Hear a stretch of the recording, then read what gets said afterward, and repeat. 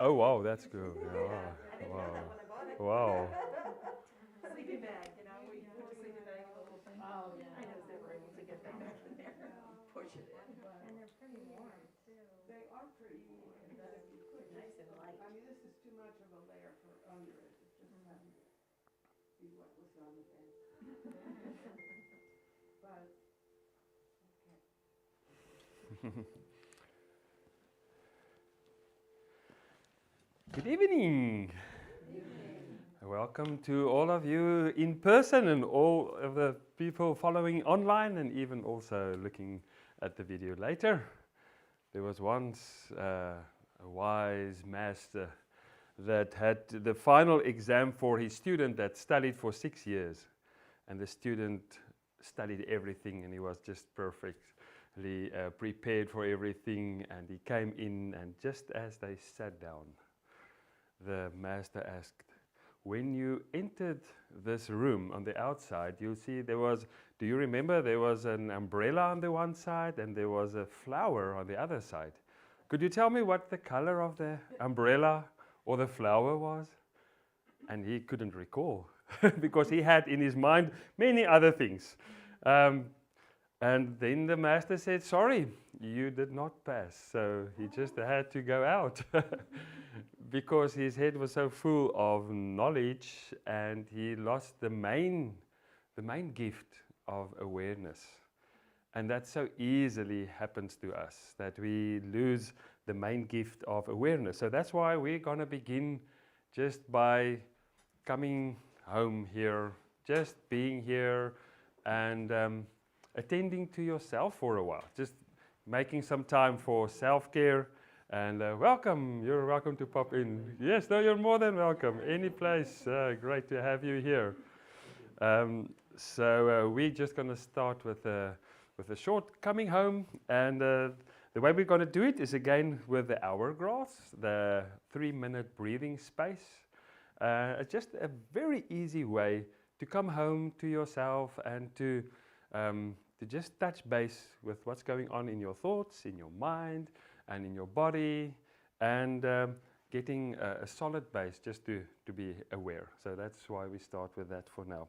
So let's just sit in any way that is comfortable for you. And if you are fine with it, you can either close your eyes or just lower your gaze. And the invitation for this being together is setting the compass of our attention to this moment. Just moving now from doing mode to being. You don't have to do something or get somewhere. It's just a time for presence, a time offering some coming home time in your own personal space. It's just becoming aware of awareness, the gift that we have that we can practice. Let's begin with our posture, just becoming aware that our posture can be something of, embodies something of being awake and erect and dignified, but also relaxed. You can even imagine your body melting, just softening the arms on the side, just being here.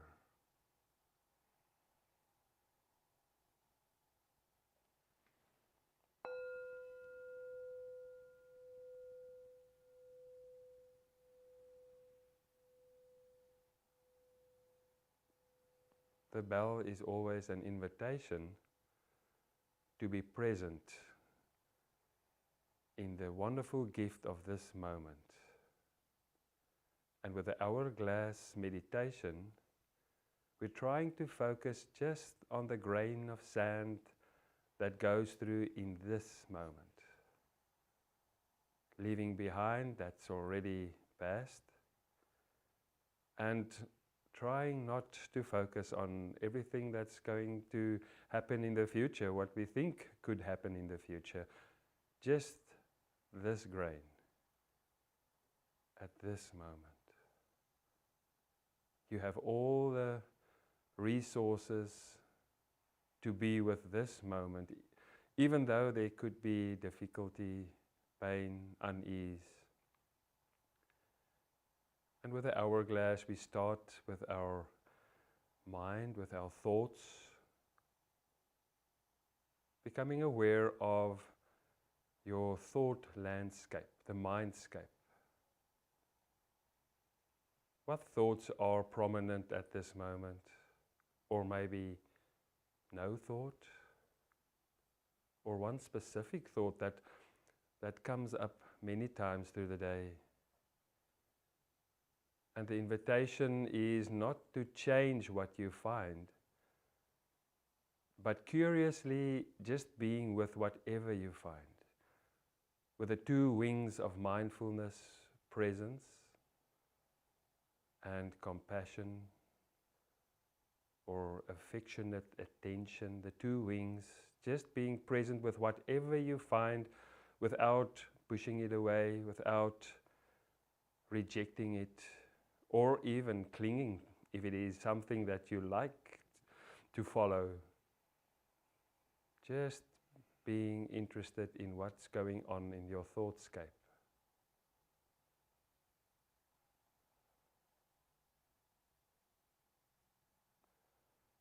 Maybe also just finely tuning, how do you feel in your thoughts? Is it like a fuzzy feeling, or do you feel alive and awake?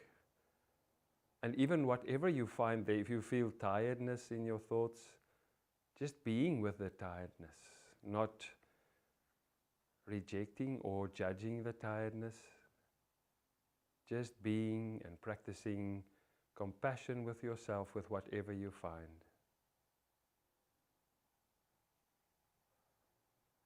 Now let's come home in our emotional landscape. Is it possible for you to just get an idea of the weather pattern in your emotional landscape? Are there prominent emotions? Maybe you feel peaceful, at ease, or maybe a bit agitated, frustrated, sad. It could even be that you feel nothing at all. I'm not able to find out what's going inside, what's at my heart, in my heart at this moment. So even if you pick that up, you're not able to find what is the weather pattern at this moment, just be with whatever you find.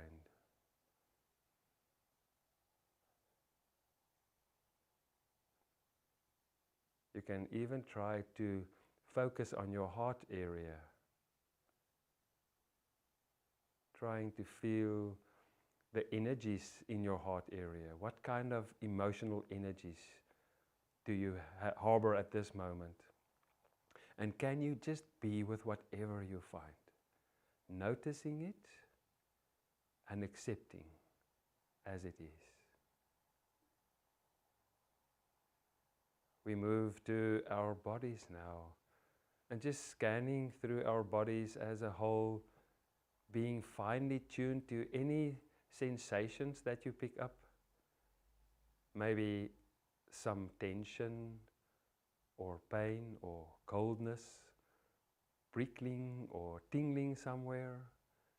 Maybe pressure somewhere on your feet or on the chair. Finely tuning, just scanning through your body, and also practicing to be with whatever you find without trying to hide it or not acknowledging it.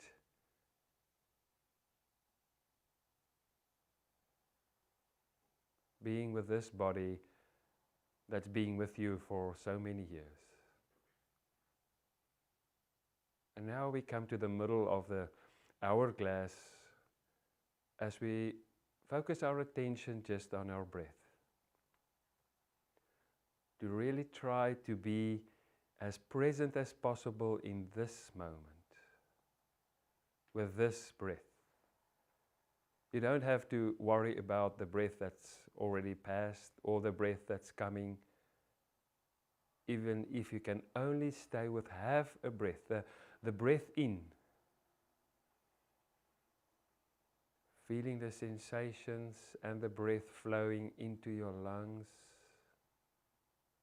noticing the rising and the falling of your chest,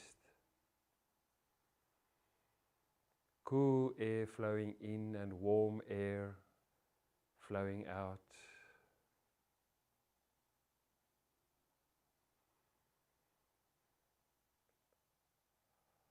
And if you find that thoughts just pop up the whole time, or emotions, or even a sensation in your body, then that's fine and it's normal. But be very aware and attentive to whatever comes up when you focus just on your breath, using the breath as a lookout point, a vantage point for whatever comes up. We're not fighting with whatever comes up, but let's try and focus on just this breath.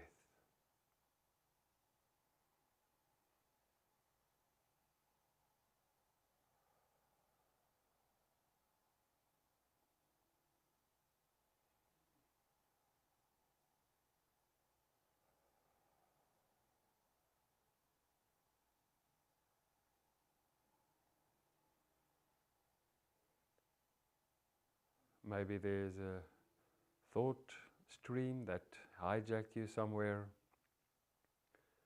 And in those moments, you can actually be grateful for the wonderful gift that you could pick up that your thoughts are not with your breathing anymore. Be grateful for that. Thank the awareness and the thought, and just slowly let it go and return to the breath.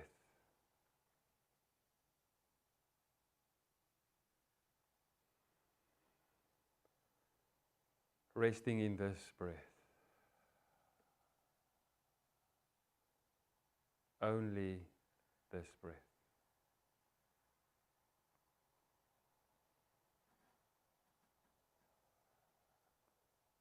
Now we're spreading the awareness of our breath a bit wider, expanding the breath to the whole body, as if the whole body is breathing. As if the breath enters your body from all sides, from in front, from behind, from the right, from the left, from above and below. As you inhale, just experience the feeling, how it is if you imagine your whole body filled with breath, connecting with the surroundings.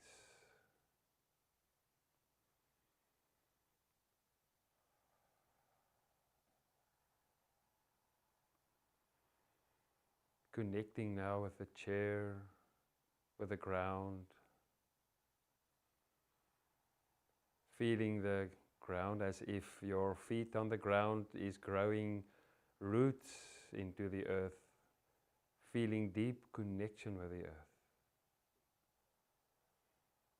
Feeling the connection with each other now in this room, over the online streaming.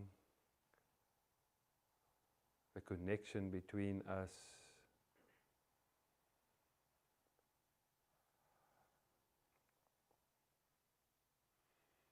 If you feel any unease or pain or thoughts jumping up, just become aware of it with gratefulness, and you can even try to breathe into areas of your body where you feel unease.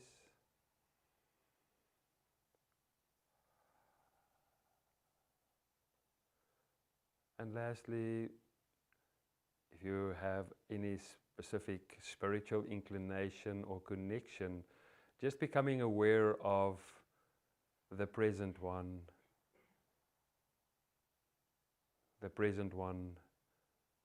around us, in us, connecting all and everyone in the way that you experience the one.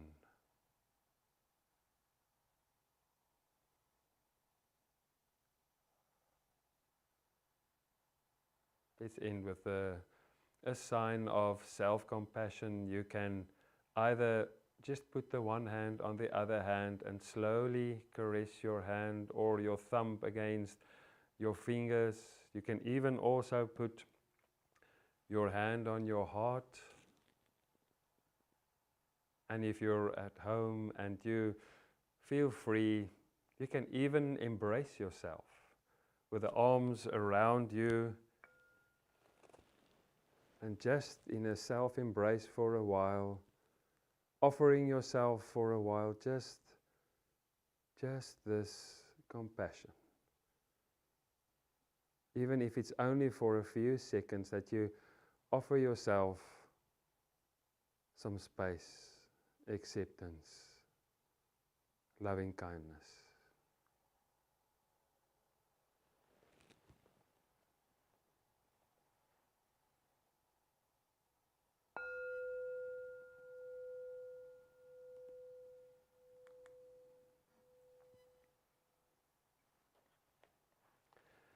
Two Kinds of Intelligence by Rumi. There are two kinds of intelligence. One, acquired. As a child in school memorizes facts and concepts from books and from what the teacher says, collecting information from traditional sciences as well as from new sciences. With such intelligence, you rise in the world, you get ranked ahead or behind others in regard to your competence in retaining information. You stroll with this intelligence in and out of fields of knowledge, getting always more marks on your perceiving tablets. There is another kind of tablet, one already completed and preserved inside you. A spring overflowing its spring box. A freshness in the center of the chest. This other intelligence does not turn yellow or stagnate. It's fluid. And it doesn't move from outside to the inside through conduits of plumbing learning. This second knowledge is a fountainhead from within you, moving out. One of the ways that mindfulness think about people is that we have so much sources and resources in ourselves, and we usually forget about it, and we don't acknowledge it. We don't listen to the inside because we don't actually expect that there can be something wise and deeply encouraging and motivating and inspirational from my inside. So we're always looking somewhere else. So a big part of the invitation of mindfulness is starting to trust yourself, to listen to yourself, and to be really present. A few people are starting the course today that missed the first two, but I did give the links through. But I would just like to pick it up because it's been 3 weeks ago that we were together. So I'll just quickly connect the thread so that we can go on with the thread. So basically, if anyone asks you what's it all about, the way that I see mindfulness is the two wings. The wing of awareness and the attitude. Or you could say attention, affectionate attention, or acceptance and being awake. So it's just the one wing of presence and the other wing with a specific attitude of being aware. Because I can practice to be absolutely present, but it can be a judgmental presence, and that's not healing. So it is a way of being present. So we looked into the first part, the first wing, the wing of attention, and we just became aware how unaware we are. And the disconnectedness, and how many times in a day that we are on autopilot, that we miss. On the way here, there was a beautiful tree that you pick up as you entered through the two doors. There was a beautiful Christmas tree, and also you could see through the glass. if you did not make the exam, sorry. No, just joking. It's just a sign of what happens so many times. It happens with the people that we know so well, our friends and the people we live with. We're so used to them, we're not present there anymore.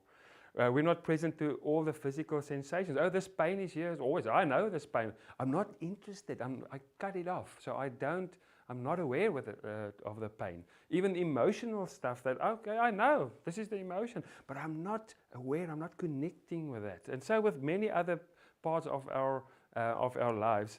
And what we're called to is to use this wonderful gift that we usually don't practice.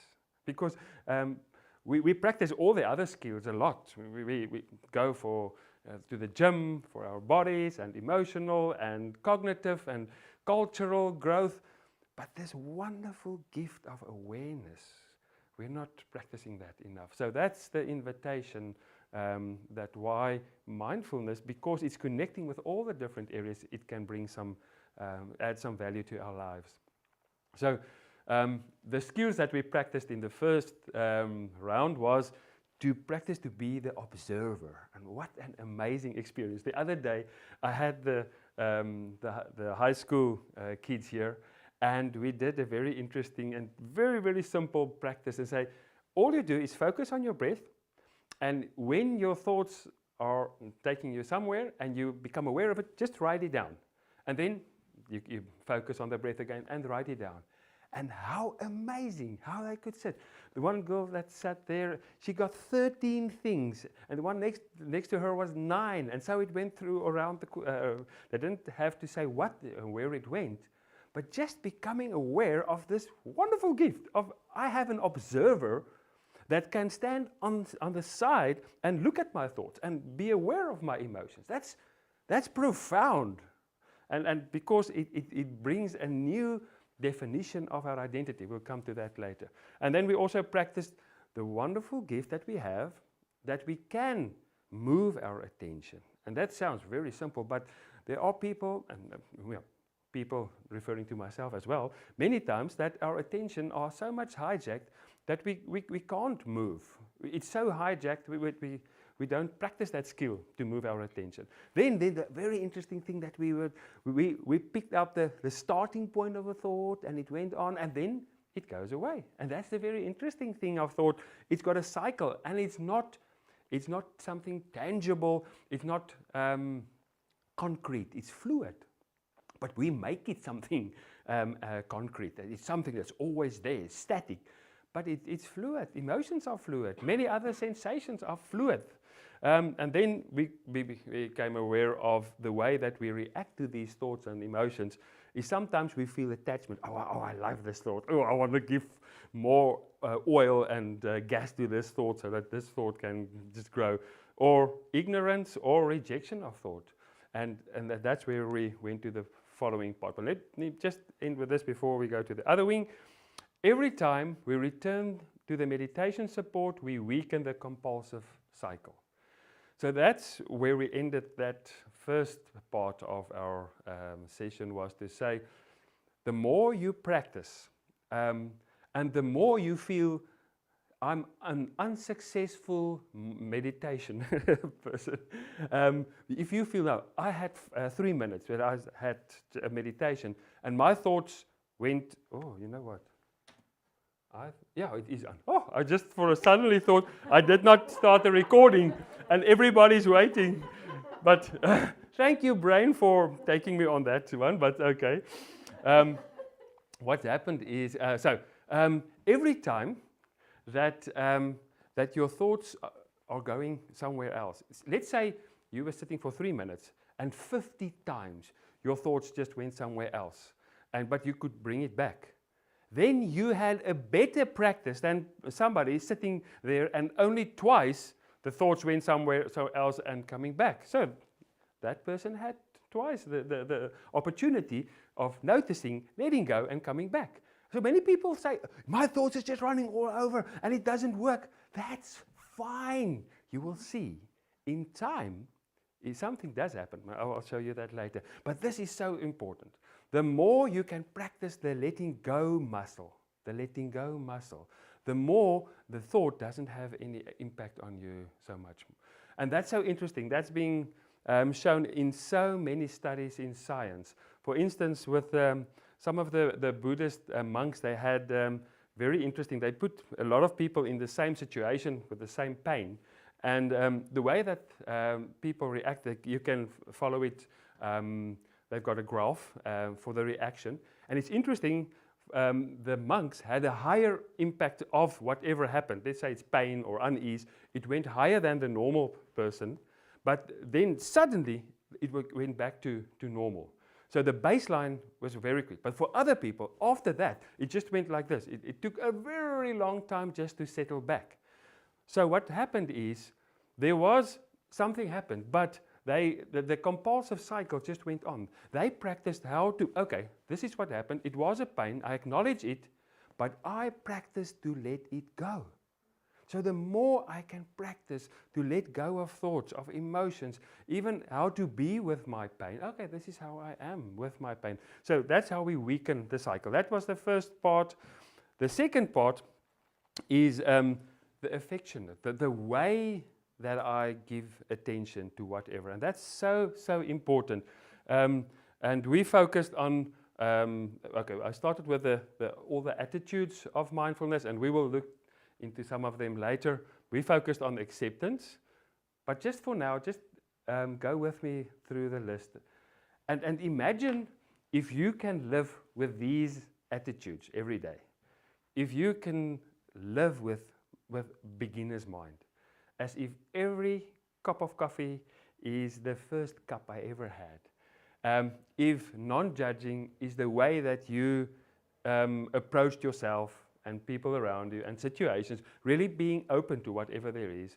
Acceptance, we'll come to later. Letting go is having the skill of letting go, not being grasped, not grasping to the good things. You see, even that is really a terrible thing. If you grasp the sunset, oh please sun, stay there, I want you to stay there, it's so beautiful, so beautiful. You're creating tension, so you're grasping. If you can just be with the sunset as it is and letting go, it's beautiful, but that's how it is.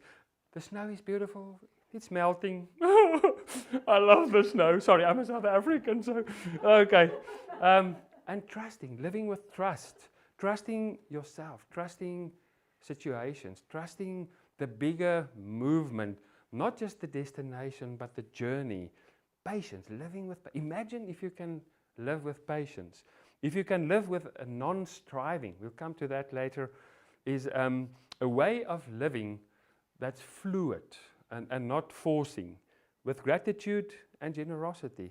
And how can you ingrain this? If you can just imagine a life with this, and I think that's really why mindfulness gives us tools.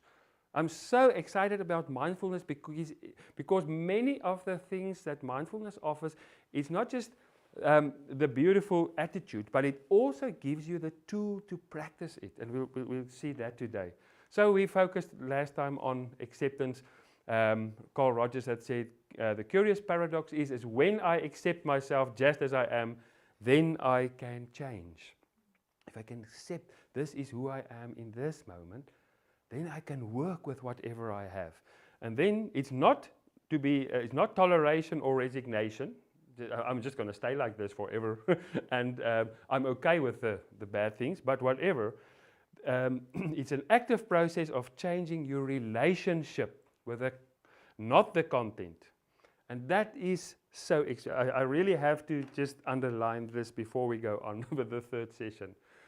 And it's also just underlined here.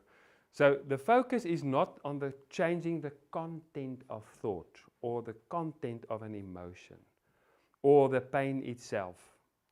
So the idea of mindfulness, whatever comes up in your mind or in your heart, sadness, depression, a thought that grabs you, a pain, the idea is not to change whatever you find.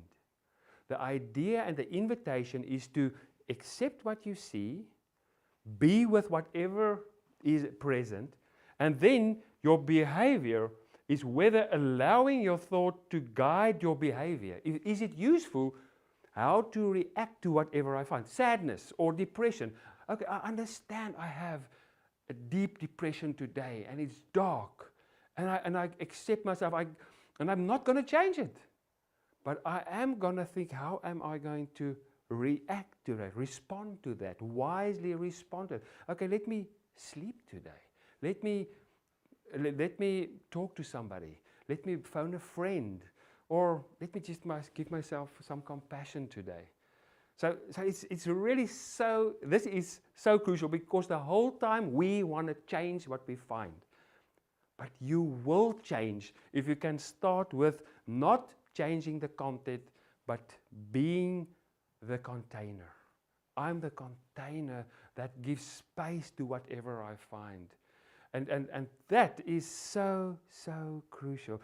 And the thing is, it's a nice thing to grasp in your thoughts, but you have to practice it. So it's the one bad thing about mindfulness. It's not easy. It's not, the concept is easy, but to ingrain that way of living is, imagine if you can see yourself as the container, and whatever comes up tomorrow is fine. It can be there. A heartache, a joy, a difficulty, a frustration, anxiety. It's welcome. You're there. I am the container, and I can be with whatever, and I can then respond. I can stand in a different relationship with it. Whatever I find is not taking over. I'm just being with whatever I found. So we worked and we looked at the different metaphors. And I think that the room metaphor was the beautiful one that I like a lot. Is just, you remember we had the video of the girl sitting there, and then all the thought animals came in, the elephant and everything. And first she tried to turn away and reject whatever comes in. But then later, when she sat down and she said, okay, I'm going to look at you. I'm going to give space for you. I'm going to give space for whatever is inside. Not going to fight with it, not going to reject it, not going to cling to the nice things, being with whatever there is. And that's really the invitation. It's a way of saying yes, or like the ocean, just accepting whatever is flowing into it. I'm going to show you, just to end the first two sessions together, and to make the link, I'm going to show you a video from the .B course that I learned in London, that we teach the high school kids about a way to be with your inner world. So what can you do if you want to unworry a little? One way is to relate to our thoughts like traffic passing through the mind. There's no need for us to get involved with this thought traffic. No need for us to feel like we always have to get in there and try to stop it or change it. Sometimes this means we just end up worrying even more. What if we could just step back from these thoughts, watching them come and watching them go? Mindfulness is not about clearing the mind completely. We will always have thoughts. But with practice, we might find the thought traffic in our head feels a little less crazy or stuck, and the roads feel clearer and calmer. Every now and again, though, there can be a worry which we just can't seem to get out of our head. Think of these as thought buses, particularly strong worries which keep pulling you on board. They seem to carry us away completely, and it's all we can think about, leaving us feeling really drained. But maybe we don't have to get on that bus and let it carry us away time after time. Maybe we can choose not to get on board with that particular worry. We can learn to stay at the bus stop and let it go past. If you notice that worry arising in the mind, say to yourself, okay, here it comes again. It's that thought bus about this or that. And then drop your attention into your feet.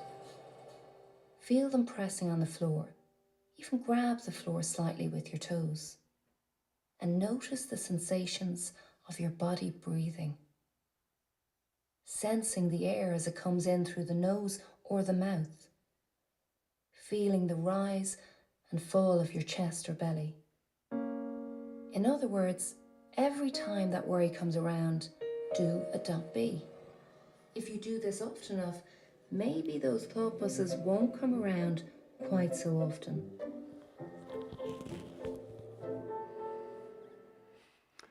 So just for background, the .b, dot is like to stop, and B is either just to be or to breathe. So that's the invitation for the kids. And why I show this is that you see the same thing of noticing. The one wing is notice whatever comes. What is this thought traffic that comes by? And the other way is not judging whatever comes, not trying to step into the traffic and stopping whatever there is. But now why I showed this one now is they invited us, in the thought traffic, is to go sit on the side and feel your feet on the ground and breathe. Now that is why today's focus is on the question, why the body? I'm just going to go to that first. Why the body? Because I remember after the first course that I did, a week course, I met my parents after a week mindfulness course of the university that we did in a retreat center. And we sat at a restaurant and I told them of everything that we did. And I was so excited. The effect on my body, I was so relaxed. My inner world felt at ease. I couldn't believe the effect of it. And then they were like becoming all more and more quiet as I was getting more and more excited. And I asked, they asked, is that all that you did? You just walked around, like walked, and you breathed, and you sat, and you did a few physical, we did kind of a yoga, a basic yoga. That's all body stuff. Why do you work with the body? And that's a very, very important question. And it could be, I think, so for some people, a hindrance is why are we focusing on the breath so much? Why do we focus on our feet? Why are we doing body scan or doing a walking meditation? Why the body? So I'm going to take you through a few what I picked up in studies and my personal experience of why the body, because I think it will give you like an idea and also hopefully a motivation for when you do a meditation that you can say, okay, there is some, actually a lot of very good things that can come from being aware of the body and why we use the body.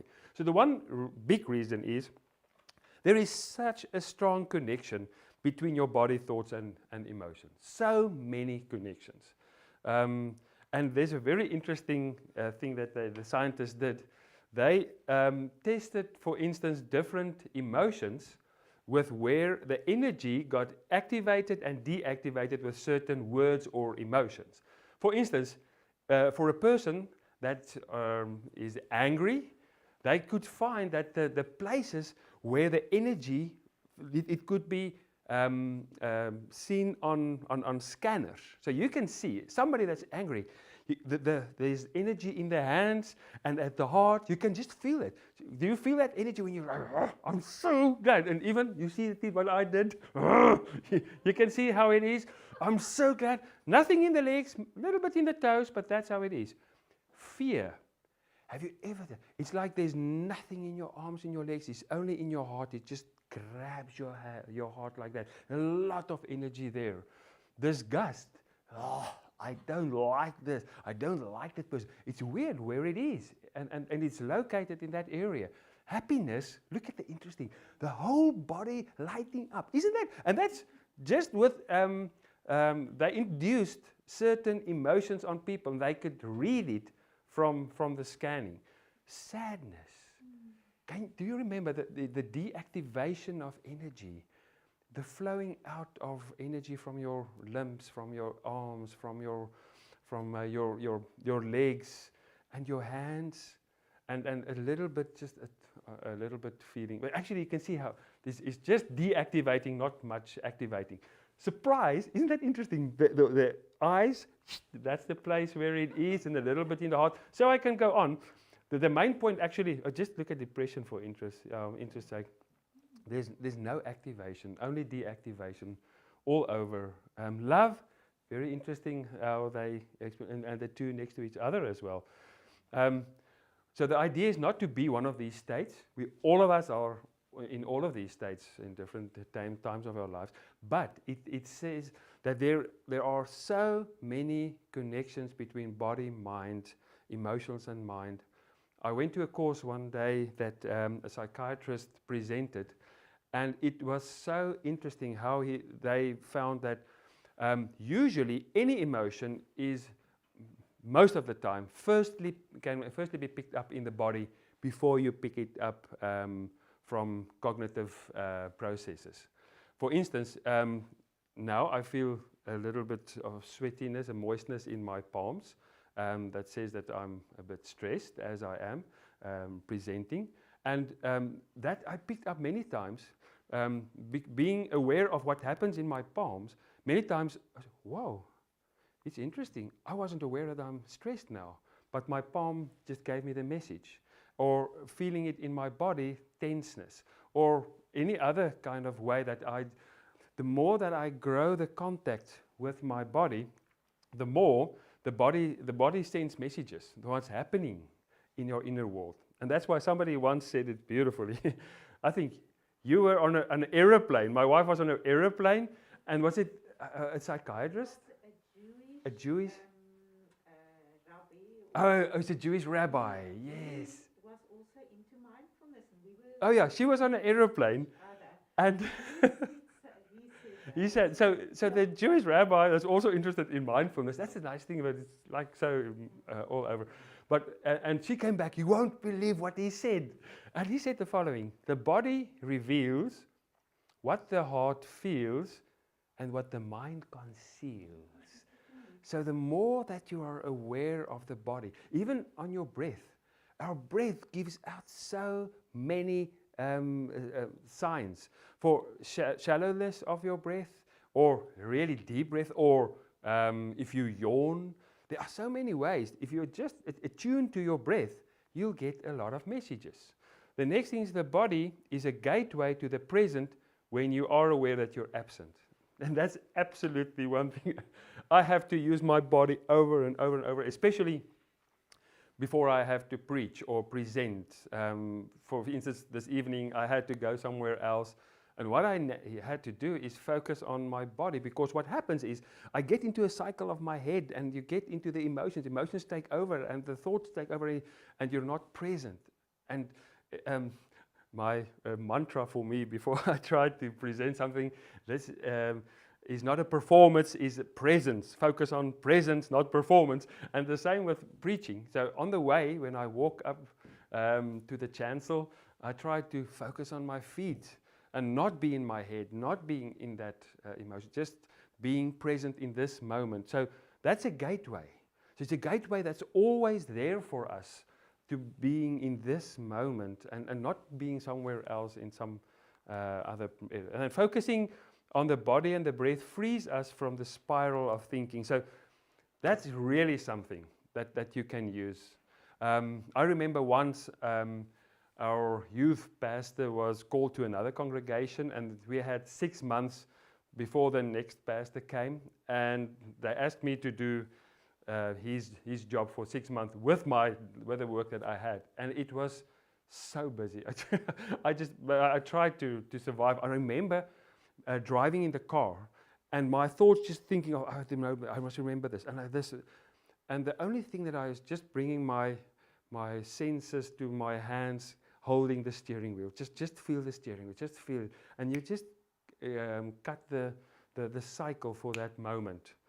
A beautiful short video that explains something of it. It's just from Mr. Holland's opus. It's of this girl trying, she's practicing with an instrument. I think it is clarinet. And she also gets in the cycle of agitation, and just see how he uses the body as a way to get out of that cycle. 2, 3, 4.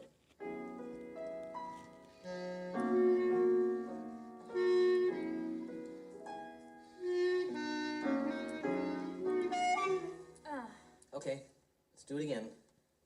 And this time, not so much lip on the mouthpiece. Okay. 1, 2, 3, 4.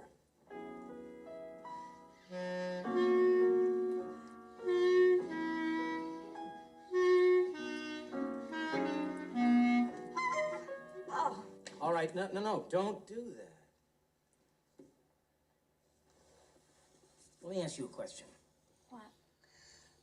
When you look in the mirror, what do you like best about yourself?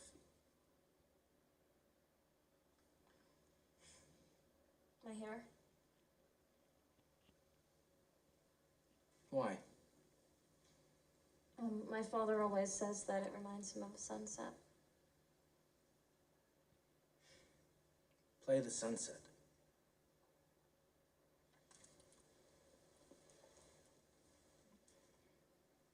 Close your eyes. 1, 2, 3, 4.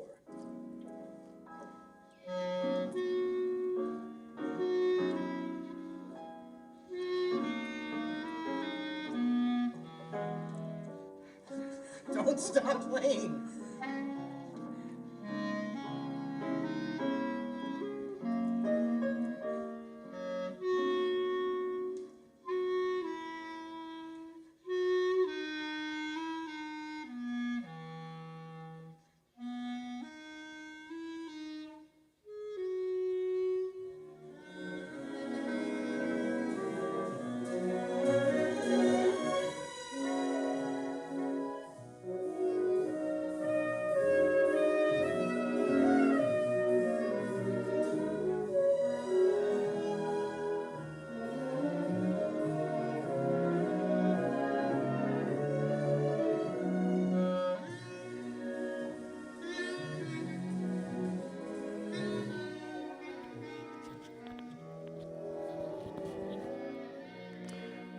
Isn't that a beautiful illustration of that? She got so agitated and got into that cycle. And think of your hair. Is it just that a physical thing? And another reason is focusing on the body offers a vantage point to listen to your thoughts and feelings. So we did it just earlier with our meditation. We focused on breathing, and our thoughts will go somewhere, or an emotion will come up, or something, a sensation in your body comes up. So the breath becomes a vantage point. That's where, there comes a thought. Okay, from here I can look into my mind, into my body. So that's another reason. So although we are focusing on breath or on a body and body scan, it's actually a vantage point into other parts of our being. And it's a practice and over to be present, to be aware, to be awake. It's a practice, a new way to respond to sensations in the body such as pain, an opportunity for learning and training to react differently, to move towards pain, not away from it. And that's going to be next year's first presentation, is how do we handle pain and unease. But one of the ways that we are invited, especially with mindfulness, that's a huge part of mindfulness. I actually thought it should have been number 3, but let me still stay with the body before we go into that, is that the way that we approach pain and unease and sadness and all difficult emotions is moving towards. Not running away, not ignoring it, not fighting it, but a different way. And I really want to urge you on a physical level to start with that. Even just in the snow, it's cold outside, practice it for a while. Try to walk outside, and if you feel the unease, try to have like an inner rejection. I don't want this, I won't, this is too cold. Just feel the effect and how do it. And then, otherwise, try to ignore it. Okay, it's not, I'm on the beach, it's not, it's nice and warm. Does that work for you? Or being with whatever you find. Okay, I want to feel the coldness. Where is it? Is it really that cold? Which area is it? What's the effect of the cold on my fingers? You see, moving towards it. And then you will usually find that the way that you usually are with your body and your pain is not how it really is. It's through filters. We have the filter of cold is like this. It should be bad. It should be like this. And we're not experiencing it as it is. So the body gives you an opportunity to practice it with your body, with physical aches and pains. So next time, when an emotional difficulty comes up, the way that I can be with myself, okay, I'm not going to run away from it now. I'm going to do the same thing that I did with the coldness. I'm going to move towards the sadness. I'm going to be curious and investigate. Oh, this is interesting. And I must say, this specific words came up in my mind so many times with my move here. It's been 3 months, a little bit more than 3 months now. And there's so many emotions coming up. And then I would catch myself saying, wow, now this is an interesting emotion. Where does that come from? You could either say, oh, don't want it or reject it. It's not a nice emotion. I'm longing for something or someone.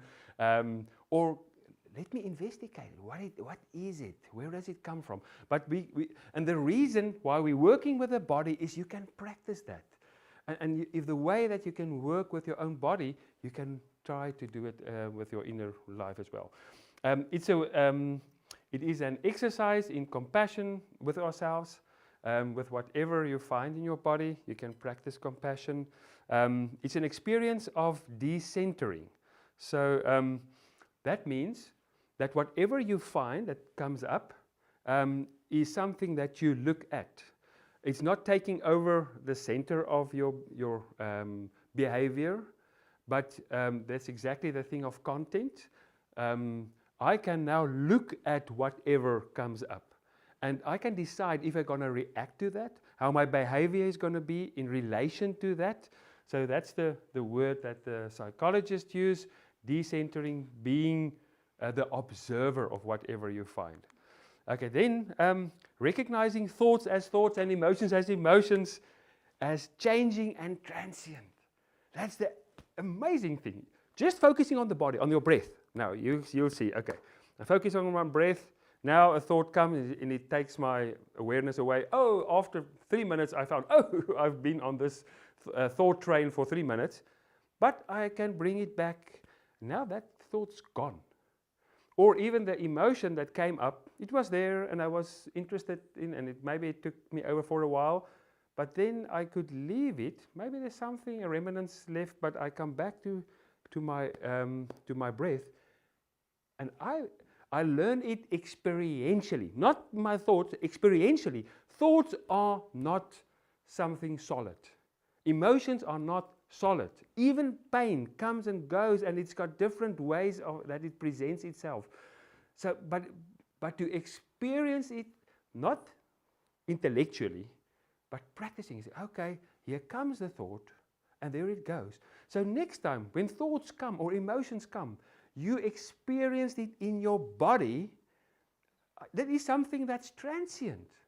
We make thoughts and emotions and our ideas the static things, and it becomes blocks in our brains.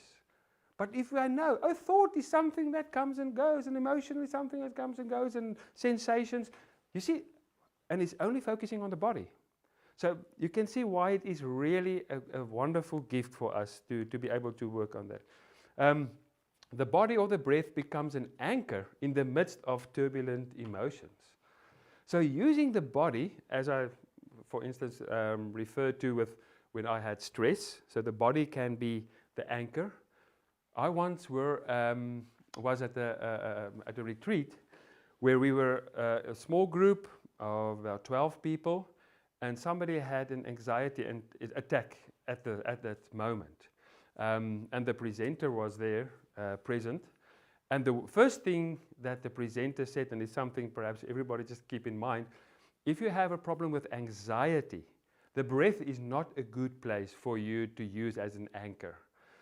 Because that's one of the places where people with anxiety usually experience it more intense. So what he did in that moment, he said, just move your focus of attention to your toes. Just feel your feet on the ground. Don't try to fight it with clever thoughts and clever ideas and this is not real, this is what, or focus on your breath now. Just feel your toes. And it was absolutely amazing to see it in front of my eyes, how that lady focused on her toes for a while. And then he said, just as a short glimpse, just glimpse at your anxiety and bring it back to your feet. Just glimpse at it and bring it back to your feet. So he did that for a while, and she just, it's amazing how she was at ease after a short while. But it was using the body or the breath as an anchor. And that's really something I want to invite you to use that as an anchor. And the one thing is that I put I put this in an hour ago, just before I said, this is just a good thing. It's a free medication. Now, all the other meditation or medications are expensive. And this one is for free. It's under your nose. Huh? It's so close by. It's in your body. You have it with you. And it's something you can practice awareness by the whole time. It's that wonderful gift. We can keep on practicing it. It helps the monkey mind that jumps from place to place all over. So you will see it's a way to ground that monkey mind. So to have a place to, I know many people have a lot of problems with their minds going all over. And this is a very interesting, and I know it sounds very bad, but just bear with me. You cannot wash off blood with blood. That's one of the ancient sayings that was used. Many people have problems with thoughts or thought streams or processes, inner processes, and they try to change it and get a victory by more thoughts. So, for instance, anxiety about something, that's thoughts. All I give is more thoughts, and you just create more. So, you cannot wash off blood with more blood. So, what we try to do, if we have problems in our thoughts, we just give more thoughts. But using something else, and that's the idea of the body, is using water instead of blood. So it's just a way of, it gives you another option to work with your inner world, as all I have to do is getting more thoughts, and that's exactly what we think. We are worshipping our reason, and that's the thing. There is something beyond reason. That's awareness. There's something beyond reason. Reason is also a wonderful gift, and I said that at the beginning. It's amazing. And if awareness does its job well, your thoughts can be absolutely amazing, creative and free and everything. But it's important that you keep awareness in mind. So not just using more thoughts to conquer the problem thoughts, but using something else. So that's why the body is a unique answer to that. And it helps the monkey mind. Okay, that deep relaxation and relief of anxiety. This is something that I really do experience.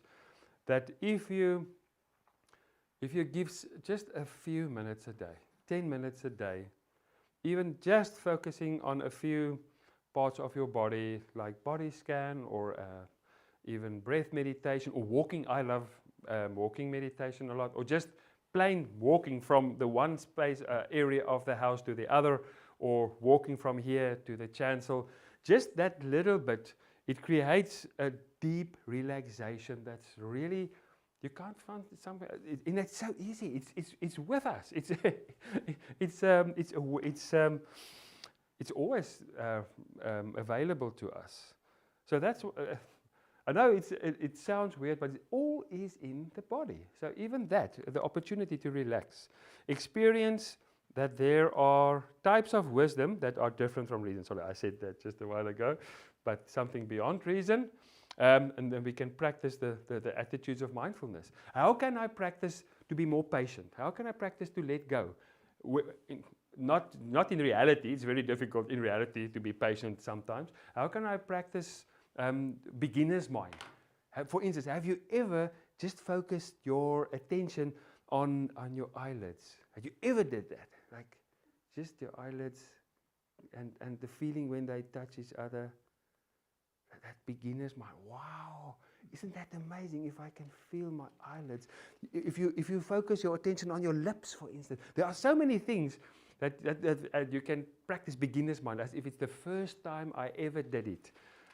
So there are and that's a place where we can practice it. Where can I practice all those kind of things that's not in the real world, so that in the real world I can live with that?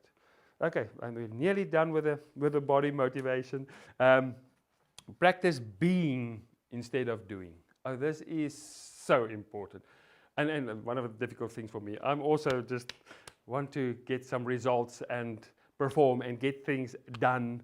And we're so in doing mode and performing mode.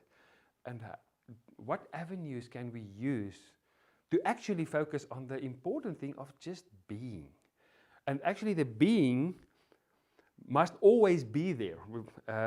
That's the deeper layer, our being, so that the doing can grow from our being, from who I really am.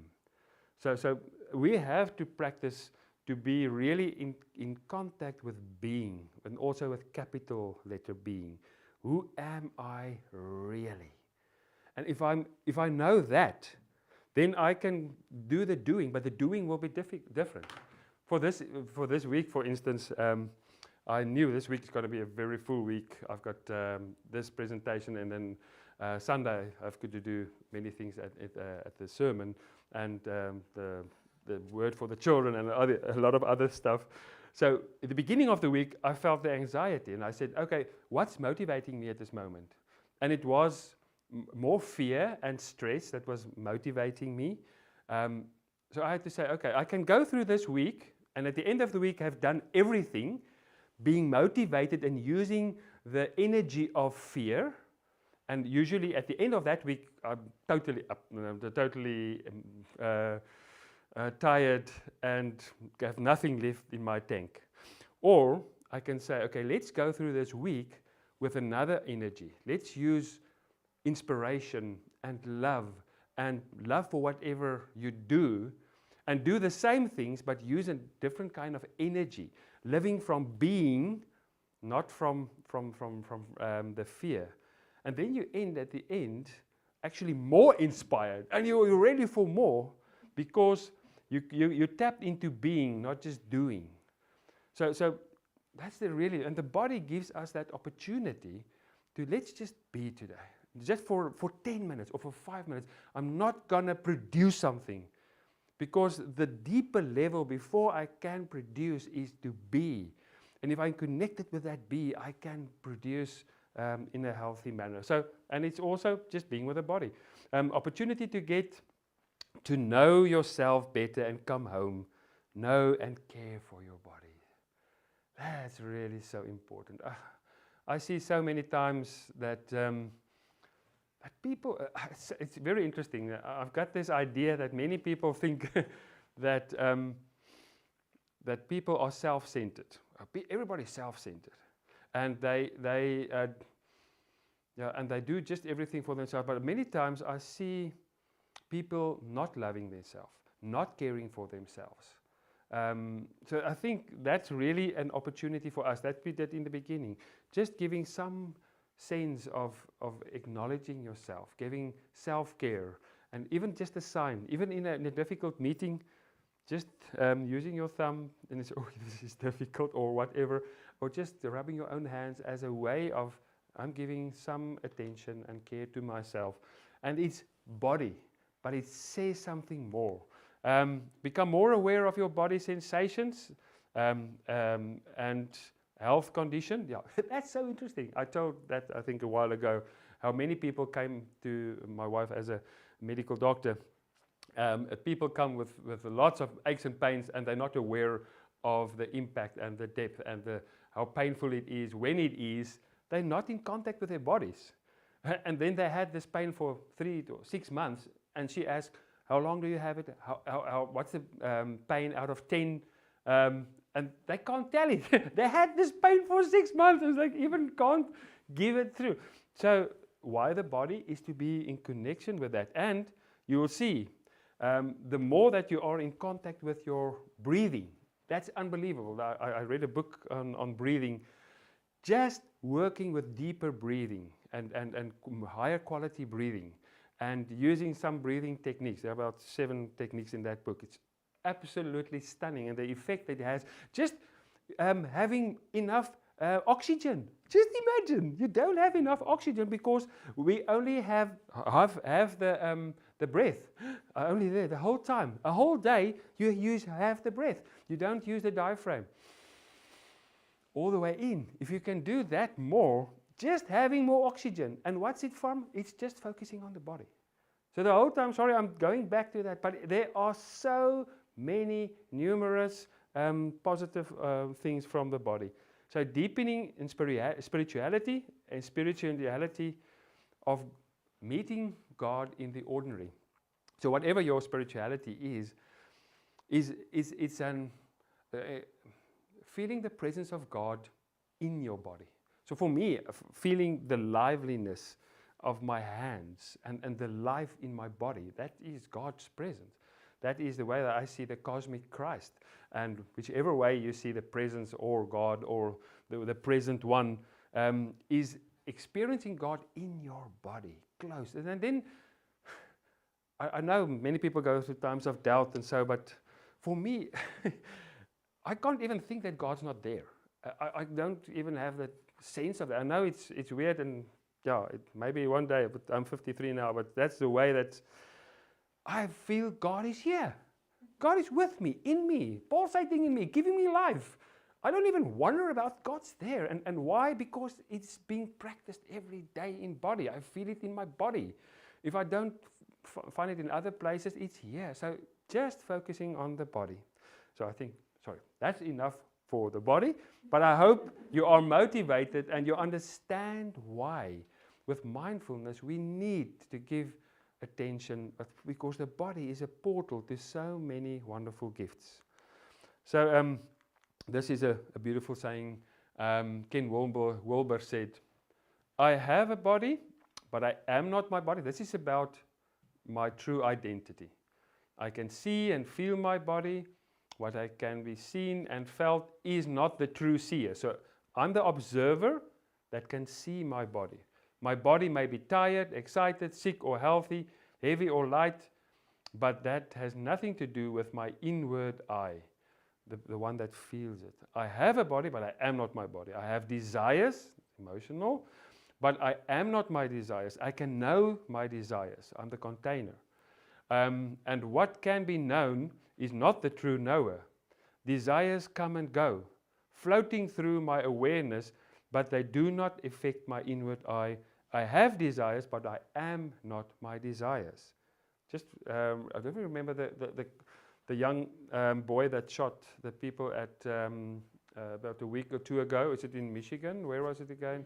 In Michigan. He came to his, he said to somebody that he has thoughts that's difficult to handle. You've never read the background of that. And then many people say that you must change the thoughts, but many people get that kind of thoughts. But the thing is, how can I be aware of the thoughts but learn not to react to those thoughts? That's the thing. Everybody wants to change the desires. We will still have the desires. But how can I understand I am not that desire? The desire comes and I can be aware of that desire because I am not my desire, but I can look at the desires that comes up in me and I can let go. Or I can act wisely to it. So the same with emotions. I have emotions. I can feel my emotions. That's the content. Emotions pass through me, but they do not affect my inward eye. My deepest being is the container in which everything comes and goes. That's the awareness. I have thoughts, and I am not my thoughts. I can know and intuit my thoughts.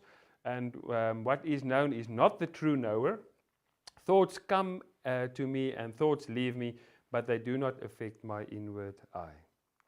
So let's sit for a while with a body scan and just getting a feel of one of the meditations that we can do to focus a bit on our bodies and to practice that connection with our bodies. Are you still okay? You don't want to stand up? Are you fine sitting? Are you okay?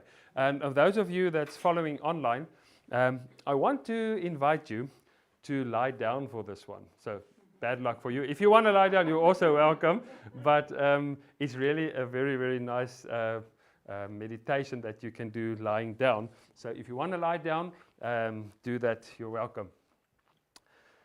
So let's start by just settling in to a position that that is a sign of dignity, of wanting to fall awake, not falling asleep. I know it's later in the evening. And those of you lying, it's fine. But you can, for those of you lying down, you can lie down on your back with uncrossed feet, away from each other. The arms just lying on the sides, slightly away from the body. And your palms can be open to the ceiling. And if you are a bit tired, you can just lift your arm a little bit like this, you know. So as you lie, you can just have your arm here, because if you fall asleep, you feel it falls down. Then it will help you to just fall up, so to be awake. So those of you sitting, you're welcome also to just close your eyes or lower your gaze, feeling the connection with the earth and the chair.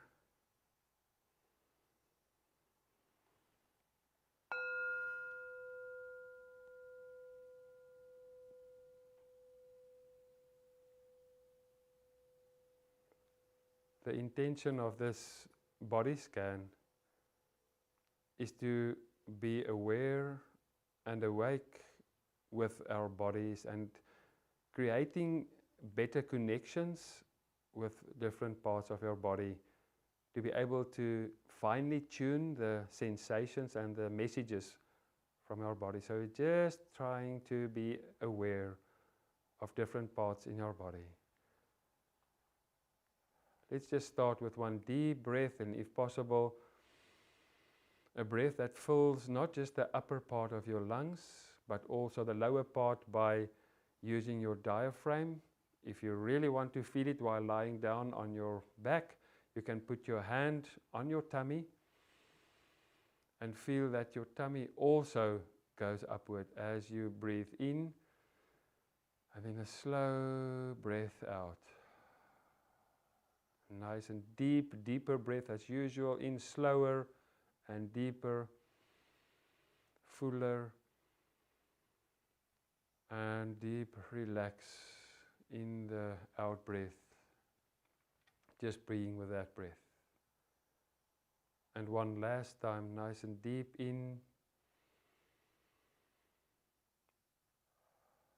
and out. Let's move the flashlight of our attention now to the right foot, maybe the sole of your right foot now, and try to really fine-tune your attention into the right foot, being aware of all the sensations that you can pick up, as if it's the first time you're trying to pick up the feelings and the messages underneath. Isn't it interesting to find just the right foot underneath the sole? Do you get any messages, any tingling? Is it hot? Is it cool? Is it moist? Do you feel prickling? Or maybe if you don't feel anything there, just registering no feeling.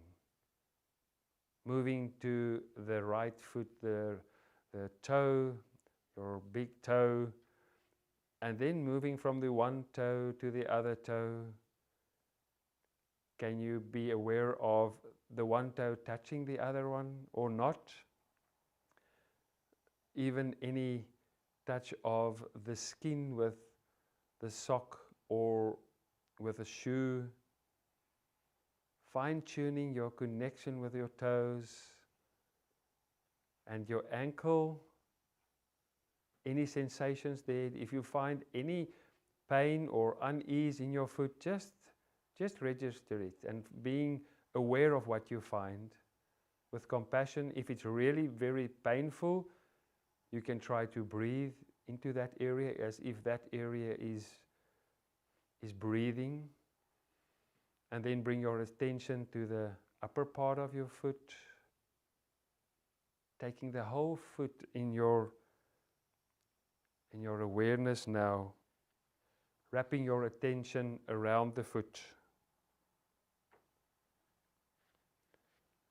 Now moving our attention up a bit higher as you bring the spotlight of our awareness higher to your calf and your shin.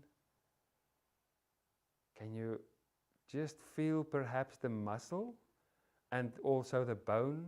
There's like a fluency at the back, and can you feel something hard? And moving the spotlight a bit higher to your knee. Now really try to feel, if it's possible for you, to feel the knee, the right knee, from the inside out. Maybe even be aware of the parts that's more hard and the others that's more fluid and soft. The inner side of your knee and the outer front side. Does it feel different? Can you feel that? Fine-tuning your sensing of your knee. Just being with whatever comes to mind and you pick up. And then the upper part of your leg, moving up higher to the upper leg on the front side and the back side. Can you feel any muscles or any touch with where you are lying or where you sit? Now take the whole right leg in your awareness. That's a very interesting thing. Try to get a feel of the whole right leg. Being aware of all the sensations that you picked up, of any new ones that you find. How interesting just to focus your attention on the leg. And now, try to feel if you can feel any difference between the right leg that you just put your attention on and the left leg. Can you feel a difference? The one that was enlightened by awareness and the one that's actually hungering and inviting you for attention. So let's do that. Let's go to the left leg and start with the sole under your foot.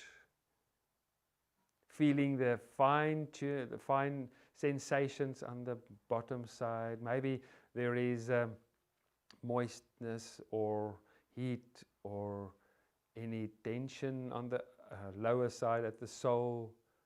Moving from the one toe to the other. Any touch with the shoe or the sock. Is it different perhaps from the other foot at the ankle? And the upper part of the foot. Now take the whole foot in your awareness. Any new sensations coming up as you take the whole foot in your awareness. Isn't it interesting how if you put the flashlight of attention there, how much energy and life can come from there. Now moving up the left leg to the calf and the skin of the shin of the left leg.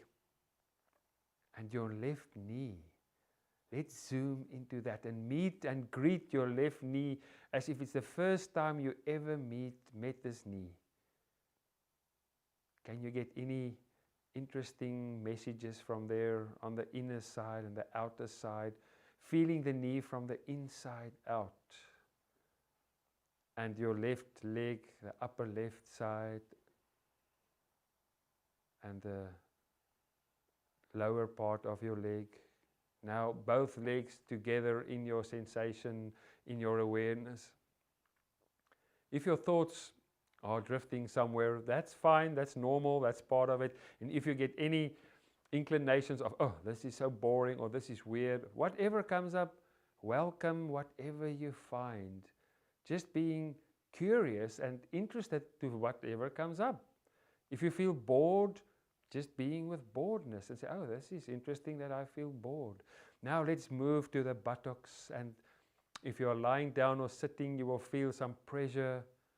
Just being aware of the effect of your body on your buttocks, that many times have to carry this weight, and fine-tune the feeling of pressure on the buttocks, where it is intense, where it's less intense, the touch with the chair, and also the other organs in that area, becoming aware of that part of your body, and then the tummy and your chest. Just fine-tuning. Do you get any sensations of hunger or thirst and movement as you breathe in and out? So let's move our attention now to the back of our body, to the back and the blades at the back of your body, and also lower down to the lower back. If you have any pain there, try to breathe into that area. If there's no pain, or that is usually there, acknowledge that. Be grateful for whatever you find. Giving yourself some care and gratefulness for your body, for this body. We did a previous time focus on our hands, so let's move to our faces, and we skip the arms and the hands for now. There are so much in the hands. Maybe you can just quickly glance to your hands, the left and the right hands, all the life and energy and communication and messages, life that you can feel in your hands. How amazing is it, with touch and moisture and feeling, and so much on the skin and on the inner and the outer side, so much in your hands. But let's leave that and we move to our face. Have you ever just zoomed in to your lips? How interesting. Is it a bit moist on the one side and dry on the other? Do you feel the movement of air past your lips? And your nose,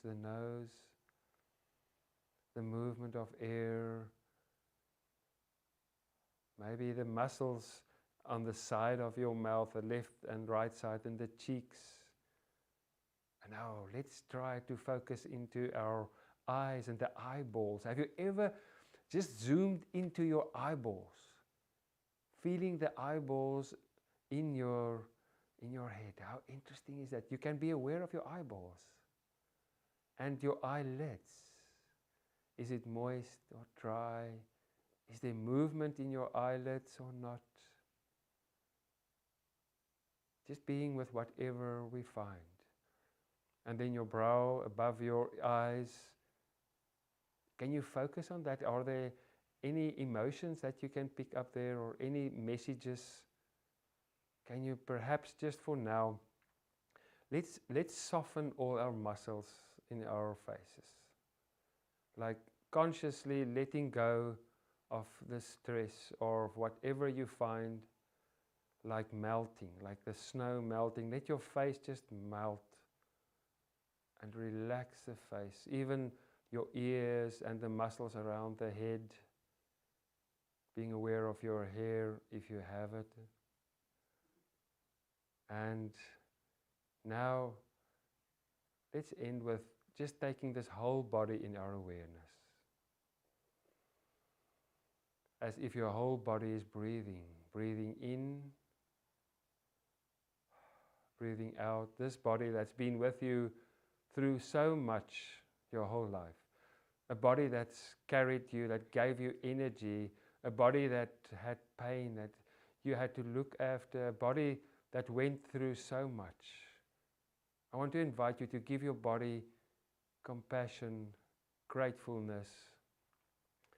Just being with this body for a few seconds.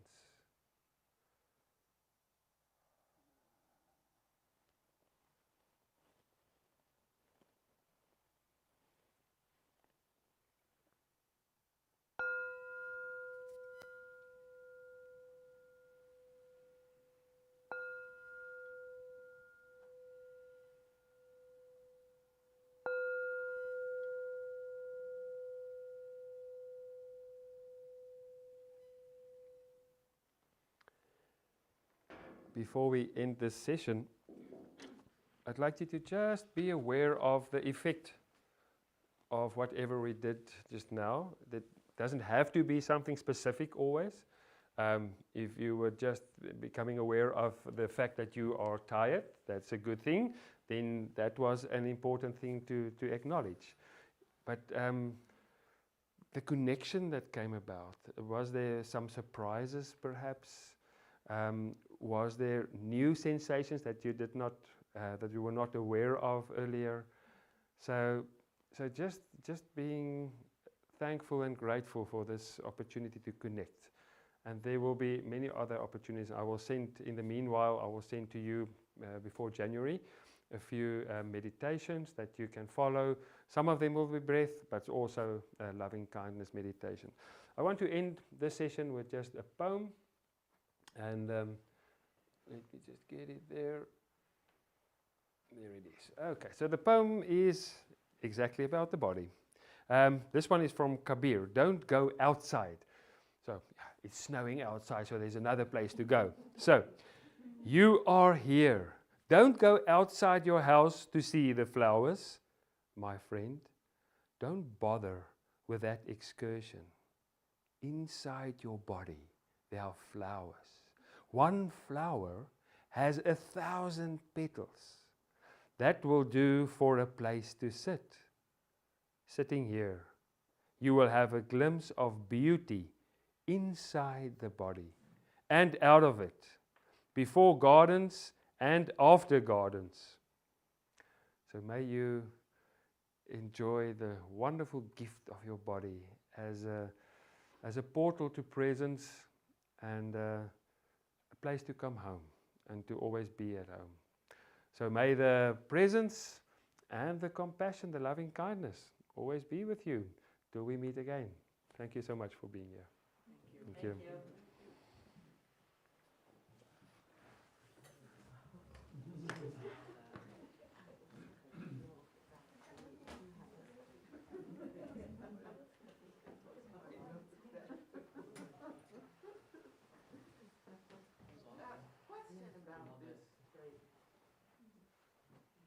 I'm sorry, sorry, I didn't hear it now.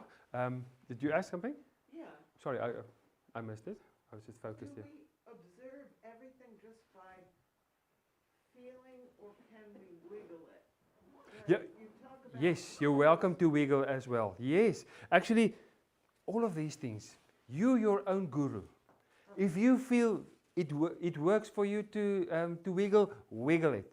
And check and just test it. What does it work and helps? Yes, it works. For me, I like walking meditation and movement, yoga, that kind of thing. So I like the movement. My head is coming more still with that. So wiggle as you want, and other times don't wiggle and see what's the effect. Make it a very interesting exercise. Do we have your contact info? Did you? Number, yeah. Oh, did I give you? Yes. Is it that what I sent you today? Okay, I just wanted to make sure that I've got everybody's information. So great. But thank you for being here, and we'll see each other in January.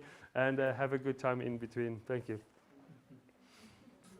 I find that a good word also to awareness is You mentioned donations. It's for the church. Observing, absolutely. Oh, thank you. Thank you. I will get. Thank you for that. I appreciate it so much. I'll put it in there. Thank you so much. And have fun. Have good.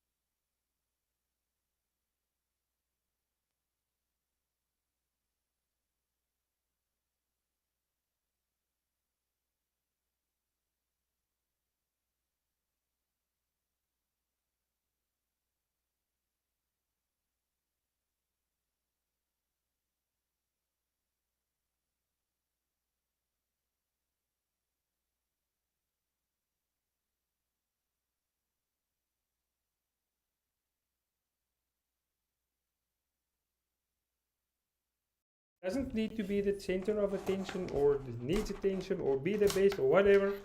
You're free from that. You can be, but we are so programmed. Said but done. Absolutely what you say, yeah.